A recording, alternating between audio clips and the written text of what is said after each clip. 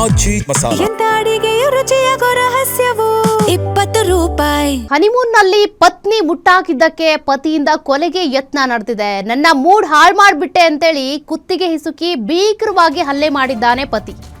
2023ರ ಮೇ 30ಕ್ಕೆ ಮದುವೆ ಆಗಿತ್ತಂತೆ.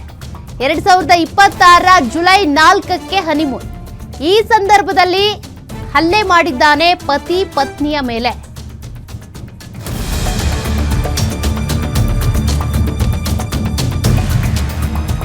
ಹನಿಮೂನ್ಗೋಸ್ಕರ ಅಂಡಮಾನ್ ಮತ್ತು ನಿಕೋಬಾರ್ಗೆ ತೆರಳಿದ್ದಂತ ದಂಪತಿ ಹನಿಮೂನ್ಗೆ ಹೋದಾಗ ಪೀರಿಯಡ್ಸ್ ಆಗ್ಬಿಟ್ಟಿದ್ದಾಳೆ ಆತನ ಹೆಂಡತಿ.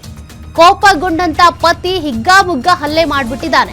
ಹೋಟೆಲ್ ರೂಮ್ನಲ್ಲೇ ಮನಸೋ ಇಚ್ಛೆ ಹಲ್ಲೆ ಮಾಡಿದ ಕೀಚುಕ ಪತಿ.